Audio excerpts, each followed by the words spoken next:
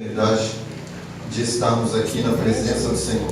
O culto está maravilhoso, o culto está uma bênção, porque podemos sentir a presença de Deus aqui neste lugar nessa noite. Deus está aqui e o propósito, o projeto de Deus aqui nessa noite, na minha vida, na sua vida, é nos abençoar. Amém, irmãos. Eu confesso aos irmãos que eu fui surpreendido ontem com essa oportunidade de estar aqui, poder estar falando da palavra de Deus. Eu sei que tem irmãos aqui que são capazes, tem irmãos aqui que são uma bênção, sabem fazer manuseio dessa palavra, mas o Senhor tem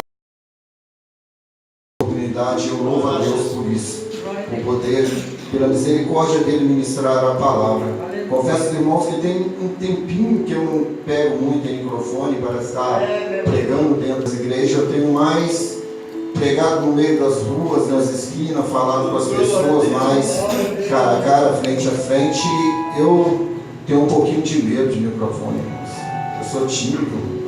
Só Deus tem misericórdia dessa noite. Vamos fazer uma leitura no capítulo 14 do primeiro Evangelho de Mateus, capítulo 14. Vamos ler 4 versículos. Estamos num culto missionário nessa noite. No versículo de número 15 até o 19.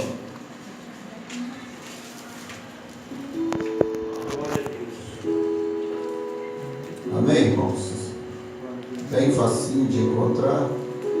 É o primeiro livro do Novo Testamento. Primeiro Evangelho de Mateus, capítulo 14, versículo 15 até o versículo 19.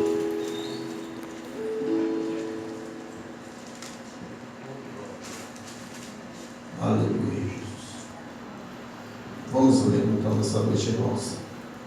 Ao cair da tarde, vieram os discípulos a Jesus e lhe disseram: o lugar é deserto, e vai adiantada a hora. Despede, pois, as multidões para que, indo pelas aldeias, comprem para si o que comer. Jesus, porém, lhe disse: não precisam retirar-se, dai-lhes vós mesmo de comer. Mas eles responderam: não temos aqui senão 5 pães e 2 peixes. Então ele disse: trazei-los. E, tendo mandado que a multidão se assentasse sobre a relva, tomando os 5 pães e os 2 peixes, erguendo os olhos aos céus, os abençoou. Depois, tendo partido os pães, deu aos discípulos e estes a multidões. Vemos que os evangelhos são livros na qual relatam não só a vida de Jesus, mas também aquilo que Jesus ensinou. Também está relatado os seus sinais, as suas maravilhas, os seus milagres, os seus prodígios, aquilo que Jesus fez quando ele esteve aqui na terra conosco, ali naquele lugar. Nós sabemos que os evangelhos são livros direcionados e apresentam e de propósito para determinados povos. Nós sabemos que tem 4 evangelhos: Mateus, o primeiro dele, Marcos, Lucas e João. O livro de Mateus foi escrito aos judeus, o livro de Marcos aos romanos, o livro de Lucas aos gregos, e o livro de João é universal, foi escrito às igrejas de uma forma geral. Algo tão interessante que Mateus era um homem que estava ali, cobrador de impostos, ali na cidade de Cafarnaum, e um dia ele teve um encontro com Jesus. Jesus passou ali naquele lugar, naquela alfândega, mas Mateus, também mais conhecido como Levi, e o chamou e disse: segue-me. Mateus então seguiu a Jesus. Jesus fez dele um apóstolo, Jesus fez dele um homem de Deus. E algo tão interessante, quando chega essa passagem, quando Jesus foi crucificado, ao terceiro morto, ao terceiro dia ressuscitou, e na ascensão de Jesus, como está registrado nos livros, nos evangelhos, também em Atos dos Apóstolos, lá no começo, ali cerca de 60 a 65 anos depois de Cristo, Mateus começa a relatar, começa a escrever o que ele viu, o que ele testemunhou ali ali junto com o Senhor Jesus, quando Jesus passou aqui nessa terra. Algo tão interessante que quando nós chegamos a essa passagem, eu creio que todos os pregadores, todos que estão aqui, já de certa forma já falaram dessa passagem, são conhecidas dos irmãos. Eu creio que se a gente fosse um pregador viesse aqui nessa noite pregar sobre essa passagem, iria falar a mesma coisa do que eu. É uma passagem bastante conhecida dos irmãos. Eu sei que todos aqui já ouviram falar dessa multiplicação dos pães. Por isso, nessa noite, eu te peço um pouquinho de atenção e um pouquinho de humildade, porque a mensagem que eu vou apregoar aqui nessa noite é muito simples. Glória a Deus. Mas algo, se você começar a olhar o que antecede essa passagem, primeiro você vai ver o que o contexto está falando sobre João Batista, está falando sobre Herodes, está falando ali quando João Batista estava ali naquele cárcere, quando a filha de Herodes, a filha da mulher de Herodes, ali pede a cabeça dele e ele entrega em uma bandeja. Nos diz a Bíblia Sagrada que aqueles discípulos de João Batista ficam como ovelhas sem pastor. Algumas pessoas acreditam que essa era aquela multidão que estava ali na multiplicação dos pães. Mas se você voltar mais um pouco, eu creio que é mais essa tese de quando Jesus envia os seus 12 discípulos para estar apregoando as boas novas de salvação, para estar curando os enfermos, expulsando os demônios. E quando eles voltam daquela missão, vão ter com Jesus, Jesus vê que eles estavam um pouco fatigados, eles estavam um pouco cansados. Então Jesus quis se retirar com seus discípulos para um lugar mais distante, para um lugar onde não tinha pessoas, para um lugar mais tranquilo, para que ali seus discípulos pudessem descansar. Mas aquela multidão, eu creio que quando seus discípulos saíram anunciando, eles estavam felizes quando eles retornam, falando o que tinha acontecido com o Senhor Jesus. Eu creio que quando aquela multidão ouviu falar aquelas pessoas nos lugares das quais eles passaram do Senhor Jesus, de certa forma queriam conhecer Jesus. Glória a Deus. Então Jesus, o conhecimento de Jesus já era notório naquela ocasião. E eu creio que eles foram seguindo. A Bíblia fala que Jesus entrou num barco e aquela multidão, de certa forma, ia seguindo Jesus. Essa é uma passagem bastante conhecida. É uma passagem que tem nos 4 evangelhos. E algo tão interessante que cada evangelho tem uma peculiaridade diferente. Eu não sei qual passagem é a mais completa, mas nós fizemos a leitura de Mateus. Eu vou pegar um pouquinho de cada um, só para você saber, para você ver na minha tese, que no livro de João, nessa passagem, é o único livro que está fazendo menção de um jovem que tinha 5 pães e 2 peixes. Só nessa passagem de João. Mas algo tão interessante, quando Jesus está ali, vem aquela multidão e começa os apóstolos, os discípulos de Jesus, olham aquela multidão. Era uma multidão que não era uma multidão qualquer. De certa forma, a hora já estava avançada e a preocupação que aqueles homens, aquelas pessoas, que em uma das passagens fala que eram cerca de 5.000 pessoas, eles estavam preocupados que elas não tinham o que comer. A hora já era avançada.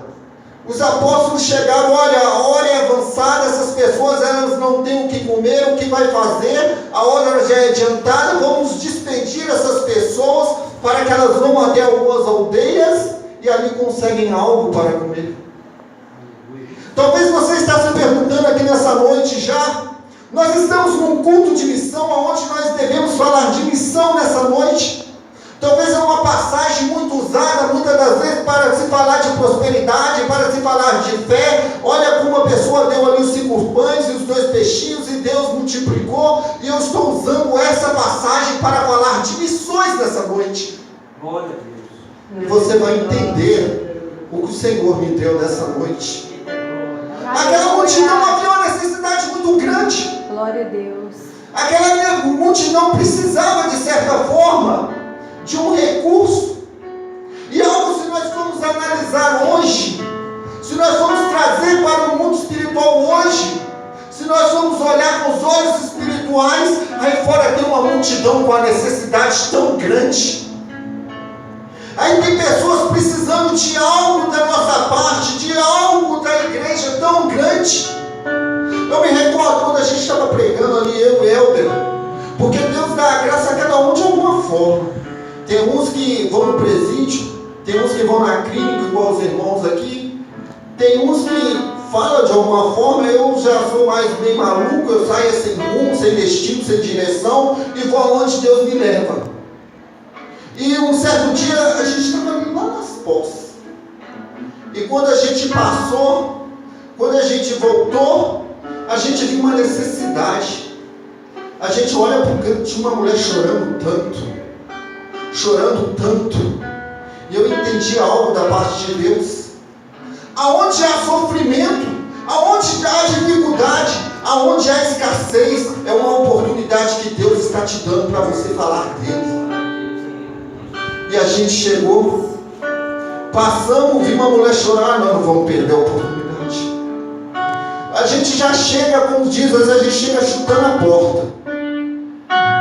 Chegamos, conversamos um pouco com a mulher e apontamos o dedo e falamos: não é coincidência, não é por acaso. O Senhor nos trouxe aqui nessa noite. Você não está parado aqui porque quer. Deus te colocou neste lugar para que você ouça do amor dele. Aleluia. Para que você ouça do amor de Cristo. Há uma necessidade, igreja. Há uma necessidade aí fora. Pessoas estão sofrendo, pessoas estão necessitadas de ouvir algo da parte de Deus. Muitas pessoas estão sofrendo aí fora. Muitas pessoas estão sendo derrotadas aí fora, estão com suas vidas caídas, estão na miséria espiritualmente porque não tem uma direção, não sabem o que fazer, porque ainda não conhecem o amor de Jesus. Certa ocasião eu estava lá na loja, estava lá trabalhando, tinha um amigo meu que faz locução, ele é evangélico também, e eu estou vendo ele confrontando com uma mulher, e eu olhando um pouquinho distante, uma distância daqui na Pilar, e a mulher falava dessa forma: Deus me esqueceu. A dor dela era tão grande, o sofrimento dela era tão grande, que ela pensava dessa forma: Deus me esqueceu. Deus não se importa comigo, Deus não me vê. Deus não está nem aí para mim. Eu usava esses termos, essas palavras. E meu amigo tentando falar com ela: não, Deus não se importa comigo, não. E naquele momento, eu olhando, eu fui tomado pelo Espírito Santo de Deus. Eu falo uma coisa, irmãos, não adianta muitas das vezes a pessoa vir e dizer: Vandir, faz isso, faz aquilo, porque eu não faço nada, quem faz é Deus, eu não invento. Se Deus mandar fazer, eu faço. Se Deus mandar falar, eu falo. Mas se Ele não falar nada, não tem como eu chegar e falar algo que Deus vai fazer, se Deus não mandou eu falar aquilo. Eu apontei o dedo para aquela mulher e comecei a falar para ela: pode uma mãe se esquecer do seu filho amado a qual se comprasse, do filho do seu ventre, porém se ela se esquecer, eu todavia, o Senhor, não me esquecerei de ti. Aleluia. E para você saber que Deus está falando com você nessa noite, eu lembro que eu apontei, nessa tarde, eu apontei o dedo para ela. Só para você saber que Deus tem te visto todos esses dias, tem te visto quando você chora, quando você está sentindo uma dor tão grande, tanta agonia que você pensa que não tem mais jeito. 7 dias, Deus vai entrar com solução na sua vida. Ela, meio incrédula, saiu daquele lugar e foi embora. O meu amigo ficou me olhando e falou: Vandir, podia falar nem daqui a um ano, não? Ou 30 dias, porque a gente nem sabe o que está acontecendo com a mulher. Eu falei: não, a palavra rima que o Senhor me deu foi 7 dias. 7 dias. 7 dias. E a gente esquece, irmãos. Na semana que veio, no mesmo dia, ela chegou chorando lá naquele lugar de novo. Eu falei: misericórdia de Deus. E agora, Senhor? E agora a multidão está sofrendo, a multidão está necessitada. Eu falei, Jesus, e agora? Olha a situação da mulher, parece que ela está pior. Quando todo vermelho, chorando, eu fiquei um pouquinho de lado. Ela conversou com o meu amigo, que faz locução. Ele chegou com os olhos também arejados. E o que aconteceu? Ela veio contar a doença. Eita, glória! Oh, glória a Deus! E os irmãos podem imaginar o que estava acontecendo, né? Talvez os irmãos estavam pensando em uma coisinha qualquer, uma coisinha pequena. Não, irmãos. O problema dela era que o filho dela estava envolvido com drogas. E o filho dela estava vendendo tudo de dentro de casa. A casa dela já quase não tinha mais nada, ela não sabia mais o que fazer, estava desesperada, ela queria morrer, que não aguentava mais tanto sofrimento. Sabe o que é chegar? Vai trabalhar, na hora que você volta, talvez sua televisão não está lá, seu sofá não está, estava vendendo tudo. Ela não aguentava mais tanta agonia, ela chegou lá chorando. Eu não sei o que aconteceu. Eu não sei o que aconteceu. Meu filho chegou perto de mim, me pediu perdão e falou: eu não ponho nunca mais isso na boca, mãe. Eu vou ser crente a partir de hoje. Ele procurou uma igreja e está lá uma bênção. Está em outra denominação, mas não importa. O que importa é que a multidão está sofrendo. Mas nós temos a palavra. Nós temos a palavra. Você tem a palavra de Deus. E muitas das vezes nós estamos agindo como os discípulos. Eles falaram assim: olha a multidão. A gente sabe o que está acontecendo. Os discípulos sabiam o que está acontecendo. Mas muitas das vezes falta atitude. Falta a gente querer fazer alguma coisa. Você sabe o que está acontecendo aí fora? Você sabe quantas pessoas estão sofrendo? Sabia que tem gente sofrendo lá onde você trabalha, lá onde você estuda, nas ruas aonde você passa? Tem gente sofrendo do lado da sua casa. Tem gente sofrendo muitas das vezes numa fila de lotérica onde você está. Quantas horas vezes já chegou uma pessoa perto de você e do nada começou a desabafar?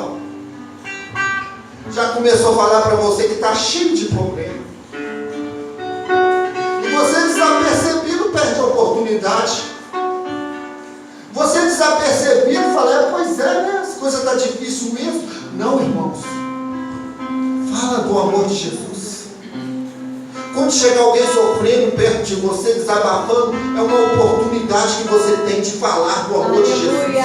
Aonde tem uma necessidade, é a sua oportunidade. Aonde tem sofrimento, é a sua oportunidade. Aonde tem dor, é a sua oportunidade. Aonde tem escassez, é a sua oportunidade. Aí eles foram até Jesus. Jesus, olha a multidão, está sofrendo, né? As pessoas precisam comer, Jesus. Elas vão ficar fracas, elas vão aguentar viajar de volta. Aí sabe o que Jesus fala? Dá a vocês a elas o que comer.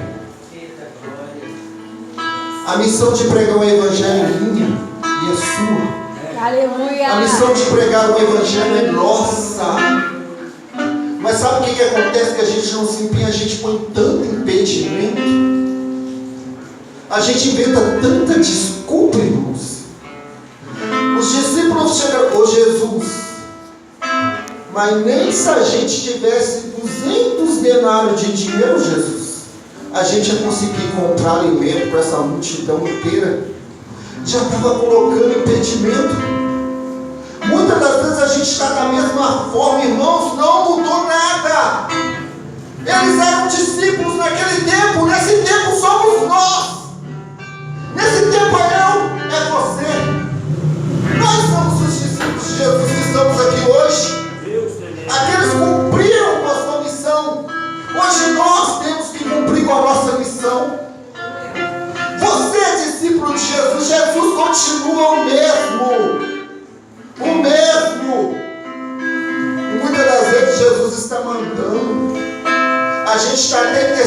Senhor Jesus, o pessoal sofrendo aí, Jesus está falando assim, vai lá, ministra a bênção, vai lá e profetiza. Ah, Jesus, mas o negócio ali está grande demais, Jesus, é muita coisa para mim, Jesus. Eu sou pequeno, sabe, Jesus, eu falo mal.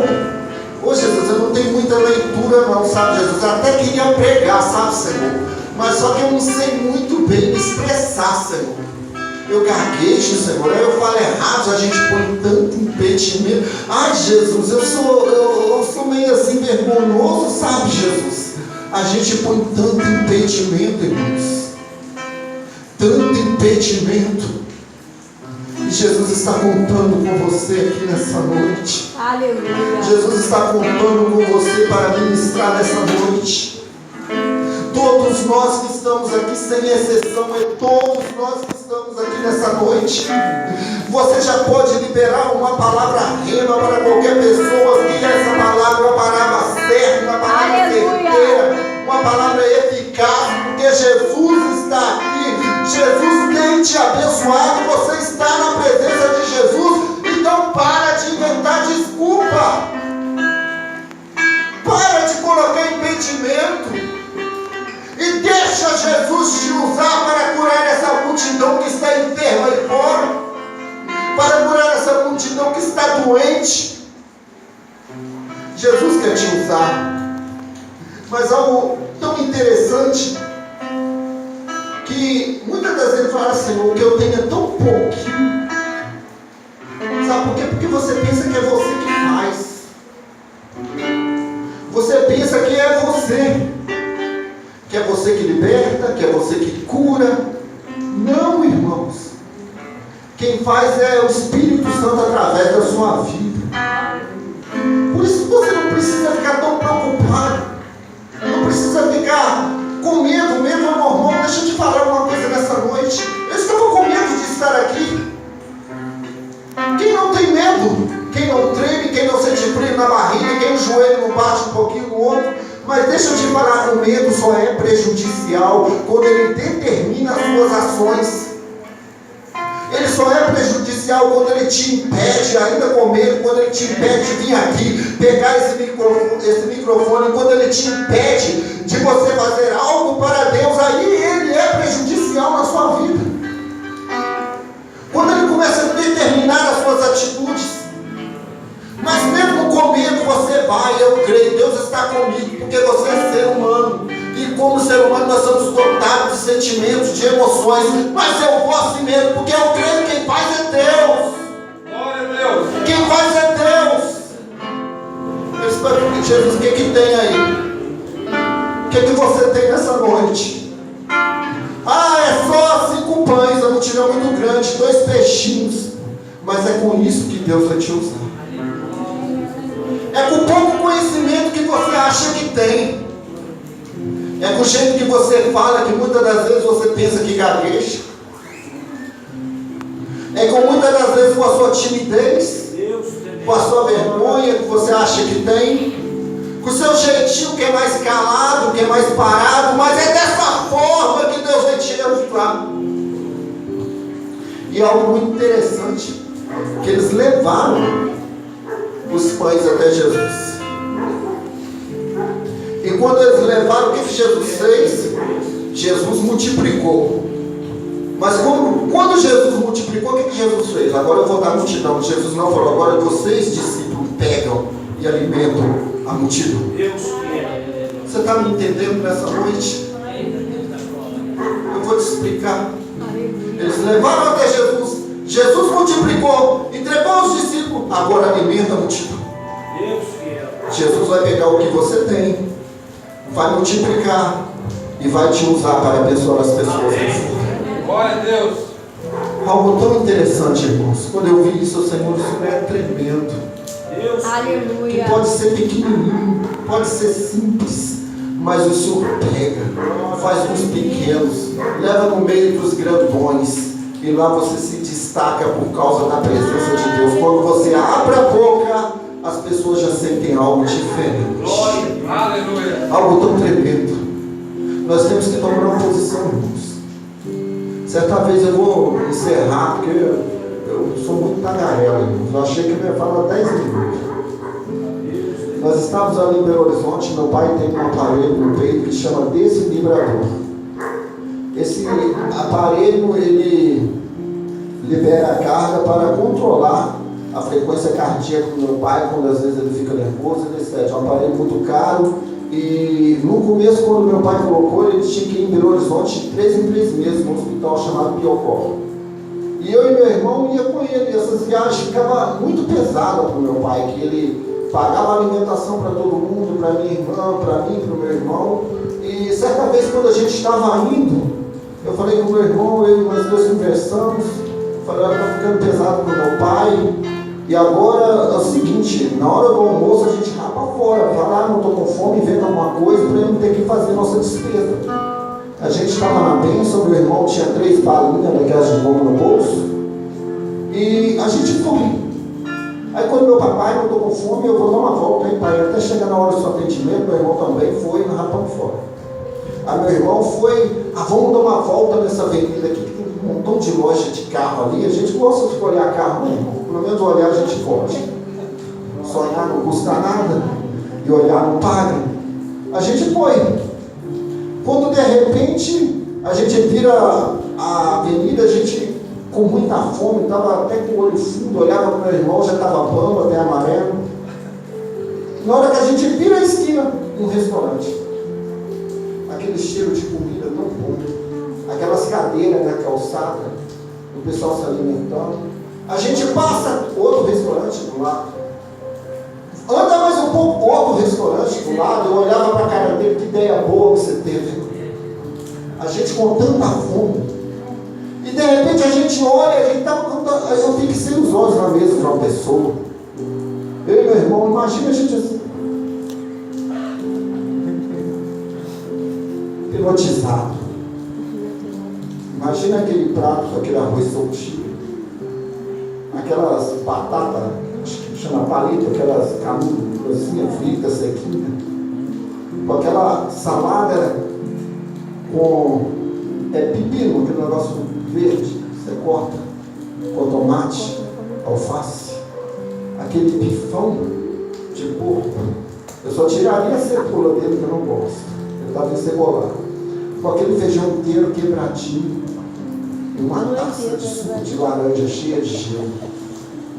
Eu olhando aquilo, meu irmão mais bobado que eu, a gente parava olhando, e as pessoas comendo, começou a reparar a gente com o zoião naquele negócio. Imagina as pessoas comendo, fazendo assim com a gente, e a gente parava, olhando. A igreja do Senhor está dessa forma. A gente tem como abundância aqui dentro. A gente tem um banquete. A gente tem essa palavra. A gente tem um Espírito Santo na nossa vida. A gente tem uma alegria que mesmo no meio das guerras, no meio das lutas, a gente consegue ter paz, a gente prossegue, a gente caminha, ainda que seja arrastando, porque nós temos um consolador, temos um ajudador. Mas as pessoas aí fora não compreendem isso. As pessoas aí fora estão olhando para a gente dessa forma, com tanta fome, sedento, e a gente está só, é meu, de jeito nenhum que eu vou oferecer. Você está achando que ofereceu para a gente? Quase que chamou o segurança, ó, tira esse pessoal voluntário que está aqui perto olhando para a nossa comida aqui. Só faltou isso. Só isso que faltou. A gente saiu andando, Deus falando isso ao meu coração.